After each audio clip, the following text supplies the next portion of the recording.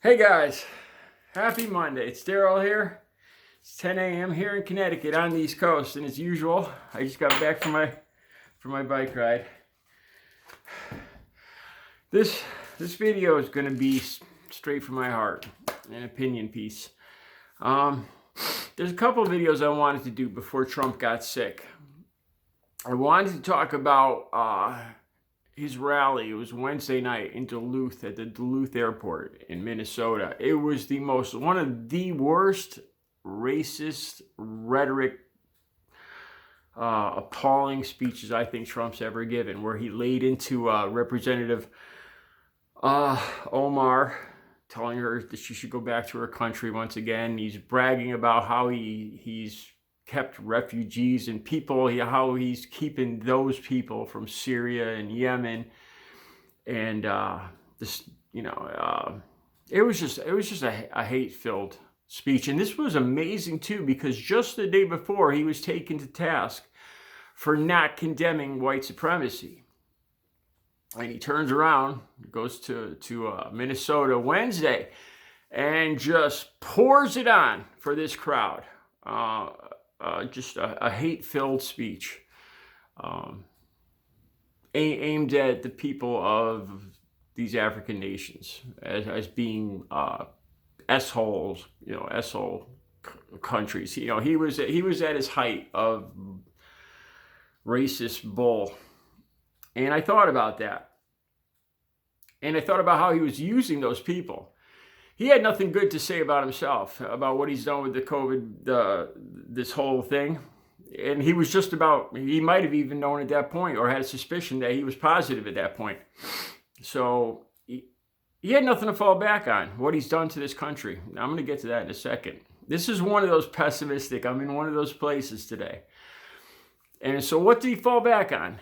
He fell back on just feeding the people hate. That's it. And it worked. He had nothing to brag. He had nothing to show the good that he's done for the country. His debate performance was appalling. So what did he fall back on? Hate. And his supporters ate it up.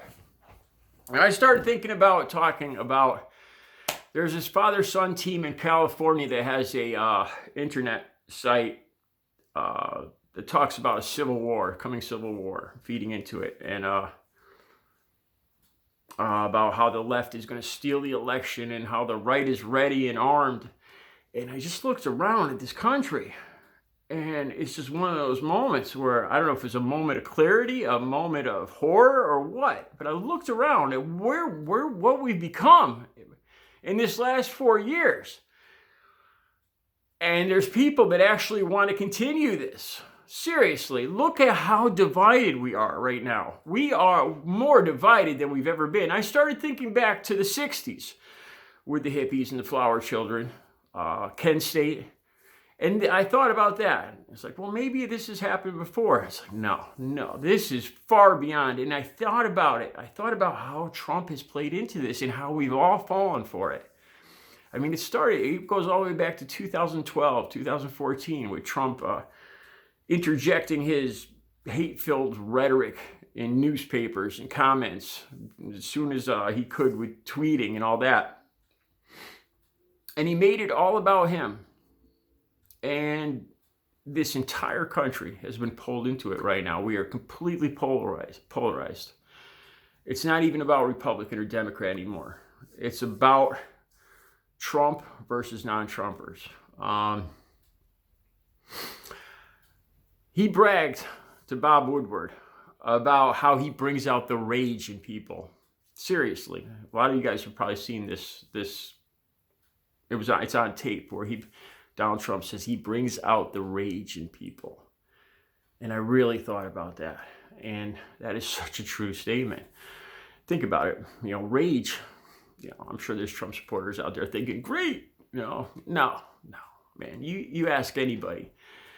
Anybody in any vocation, cops, soldiers, doctors, lawyers, is rage a good thing? Rage is just a raw emotion. Most of the people that are in prison for violent crimes, it's because of rage. Rage is just a blind, there's no forethought. It's a bad thing. And Donald Trump saying that he brings out the rage in people, and I started to think about that. And I was like, this is one of the most evil things I could think of. And we've made this man president.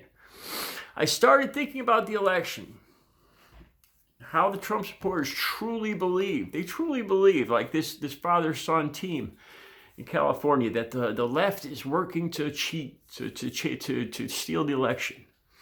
Of course, people like me, liberals, progressives, see what's going on with the gerrymandering, the post office, destroying one of our most beloved institutions, the post office. The mail has actually literally slowed down to snail's pace. And they're not even hiding the fact that they're trying to stop certain groups of people from voting. They're making it difficult. Sending his people to the polls to intimidate people. This is where we've gotten to. What's going to happen on election day? One way or the other, people are going to be accusing the other side of cheating. And this is almost all of this is how we all got sucked into this thing of Donald Trump, this narcissism. How he strived to make it all, the whole country revolves around him. Him in the hospital, him going out and waving to his fans. That's all we talk about now. Most of us, California, there's raging forest fires. We don't talk about that. We barely acknowledge the 200,000 dead. Half the country is so caught up and believe every lie he says, and they're watching Fox News, and they don't see what's going on. They don't see the environmental stuff that Trump is passing. They don't believe that he's lying. They think that this is all a hoax. Then the other half of the country has gotten pulled in because we believe that we have to, if we don't point out these falsehoods, if we don't keep an eye on them, what's going to happen? So the other half of the country now has taken up the cause of trying to stop the lying and at least point it out. And we've all been sucked into this. There's never been more division in this country. We are totally against each other. There's maybe 3% of the country that haven't decided where they're going to fall.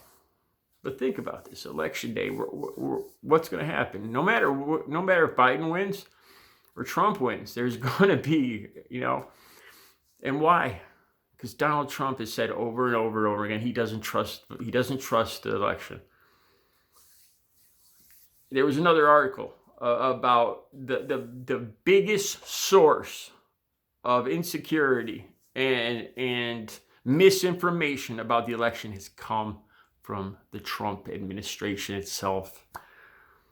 He's destroyed this country, and he's pulled us all into his narcissistic orbit around him.